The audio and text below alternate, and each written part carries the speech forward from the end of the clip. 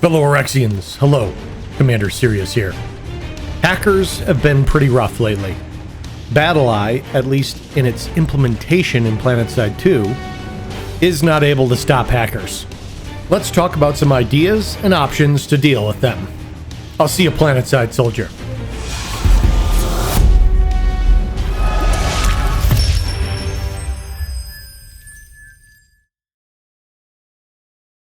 Today we are taking a trip into the history of Planetside 2, the lore of Araxis, to Dolphingate. Planetside 2 was battling hackers. BattlEye was not implemented at the time. Sony Online Entertainment did as much of their own enforcement as they could, and they were trying to add some more avenues to stop hackers quickly. They tried out two systems. First was based on a substantial amount of reports. The second was based on an above average amount of kills. The former got rolled back for exactly the problem you'd expect. A platoon leader calls for a mass report on someone, Sony Online Entertainment gets a glut of reports, and all of a sudden a perfectly innocent person gets banned. Now, there's probably a threshold they could have used that would have had to been well above multi-platoon size. And it obviously shouldn't have been a permanent ban, maybe it was like a 15-minute timeout or something. But whatever, the expected problems ensued and that system was rolled back. The other system was this stat-based ban. They created a system that whitelisted all the current players because they knew there were a lot of veteran, very talented players. But it was open to banning any new players if their stats seemed too high. The case being, most hackers are on new accounts. As long as you've caught up to all the existing ones, you've banned all of them, they have to create new characters, so you only want to go after the new characters.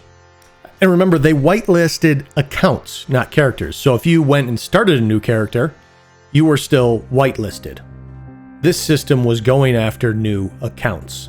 But there were a lot of players that saw this as a challenge and an opportunity.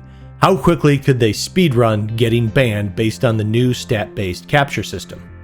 And so players started posting their run times of triggering this system and getting banned. That led to Reddit posts of people upset that non-cheating players were getting banned by this stat-based system. And then came the infamous comment, I think it was from Malorn, but I can't remember who it was. One of the developers complained to the community and likened these players as dolphins throwing themselves into fishing nets, intentionally trying to get caught. Hence the term Dolphingate was coined. And after a significant amount of drama, the system was just completely rolled back, and for better or worse, they opted to just go third party to BattlEye. Now, in my opinion, it was entirely for the worse, because they were really on to something with this system, something that was desperately needed. BattlEye can ban these people after 24 or 48 hours, but that's too late. The damage is done. We need something that can get in there at the hour mark, maybe even at the 45 or the 35-minute mark. And for 6 years since, every time a hacker pops up, this whole conversation comes up.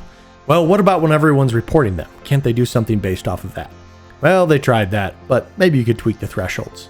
But there's a lot of user error in that system, so that's really not the best way to do it. The stat-based system takes the biased humans out of it. It takes the platoon leader calling mass reports out of it. And they should absolutely lean into the meme. Bail on BattlEye, ignore BattlEye, whatever you want to do, but the new God mode anti-cheat is Dolphingate. It's the only chance they have to stop these people unless you are hiring or bringing back community moderators. And everyone likes to bring up all the problems with it because yes, they are people. Yes, there will be problems with it. But the other option is a Sunderer running rampant with a 12 kpm for weeks at a time. So it's like, great, he accidentally timed someone out for 30 minutes that wasn't hacking. Whoop-dee. Far better penalty than rampant hackers in the game.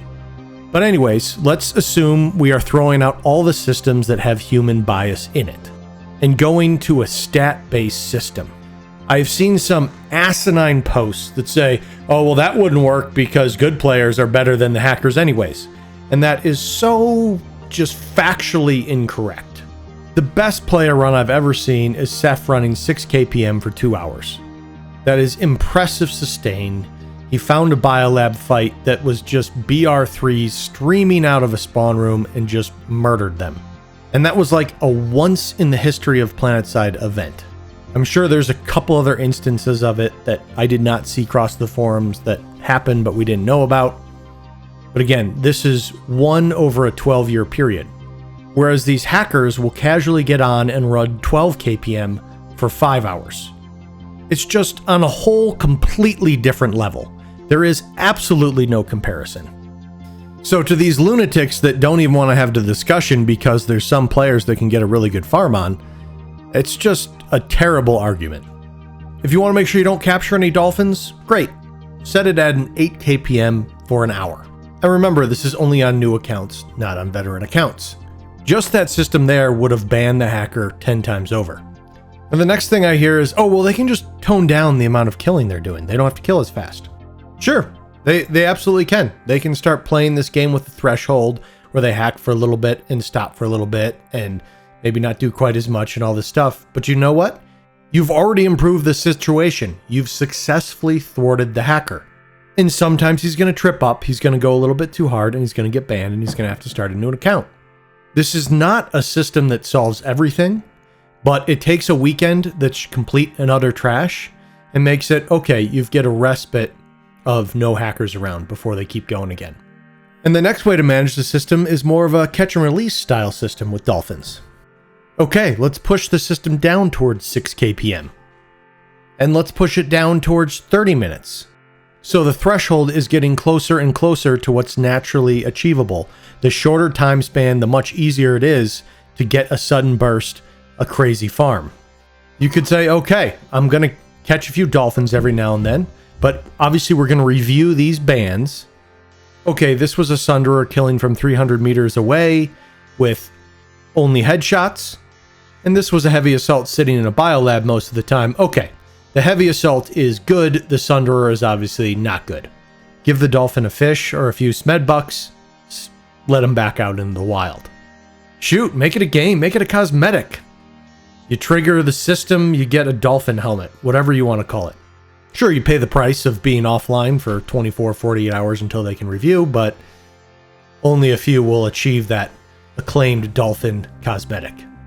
One of the Planetside community members did some investigative reporting and went in to the hive of villains, that is the forums for the hackers. And they kind of gave a rundown of some of the challenges with Planetside 2 stopping hackers. And part of it was explaining, with BattleEye, there is a process of implementation. It can be used to its fullest potential, probably with a lot of work from the developer team to implement it throughout every system in the game. Or it can be implemented in, I'm sure, very bare bones capacity where it checks for some obvious files that are associated with known hacks, and that's all it can do. So as the hackers see it, BattleEye is not really an obstacle. It's not implemented in a way that can substantially stop them. The only thing that is a permanent solution to catching a certain tier of cheater is a stat-based system. It will work no matter what. It will work 10 years ago. It will work 10 years from now. It will always catch a certain type of cheater, and it's the most important one to catch. It's the generic, blatant, high kill, instant headshot cheater. Now again, I hate having to do all this caveat stuff because it should be self-evident. Don't leave spawn yet. But this system is not meant to stop all hackers. This system has zero effect on collision hackers. People that run around with turrets or construction objects and knock people up into the atmosphere and have them fall to their death. But I have to say, this type of hacker is a lot less frustrating for whatever reason. Let's collect a spawn and let's bring an engineer. Can I get one engineer? Oh, jeez. I just spawned in this guy again. After running around on the ground for 10 seconds. Is this hacker? I like how I am so used to just random bugs in Planetside 2 that it doesn't register in my head. It's like, oh yeah, I spawned at the top of the map. Doesn't surprise me. That sounds like Planetside 2. Took me a minute to be like, oh wait, yeah, that was weird. That glitching spawn thing through the spawn room might have been a hacker. So anyways, we can keep going down this rabbit hole of, oh, what about this type of hacker and that guy that did this and this random thing and all these scenarios. The thing is, there's no system that can check every box. There it is. But what you can do is start working on systems that check each individual problem. And the number one hacker problem is those people that want to go out and cause as much chaos as they can by killing as many people as possible. And this system knocks that one down. Are there hackers that are not running 6 kpm? Absolutely. This hacker here was just kind of flying around the map. He wasn't murdering everyone, but he was having a fun time, probably picking off names that he knew. I was on stream at the time, so he was probably hunting down every streamer he could find. So yeah, Dolphingate's not going to catch that guy. But guess what? That guy's not disrupting the whole server. Most people are playing normally and having fun. So anyways, 7 years ago, we lost something beautiful, and we've been suffering ever since. Toadman is in a very difficult place where they're vulnerable. They're trying to figure out the game, and they desperately need to get content in the game. But at the same time, when you're working on that, you're not working on anti-cheat. And then with a game already in a vulnerable state because the parent company sold the game, and there's a lot of doubt around its future, now you have situations where you have hackers just running rampant in the game. It's a really bad place. So do I think the fictional anti-cheat program Dolphingate will get implemented? No, absolutely not. It'll never happen. But would it have prevented tons of the heavy-duty cheater woes over the last 6 years? Absolutely. Are we in desperate need of that anti-cheat right now? Absolutely. But there's really no solution right now. When you see a hacker running around, yeah, put in a report. You're just going to have to let it work through the system very slowly at Daybreak Games and expect absolutely nothing to happen on the weekends. You got to wait till business hours for them to deal with that hacker. That is all for now, fellow Araxians. I'm Commander Cyrious. And until next time, I will see you Planetside.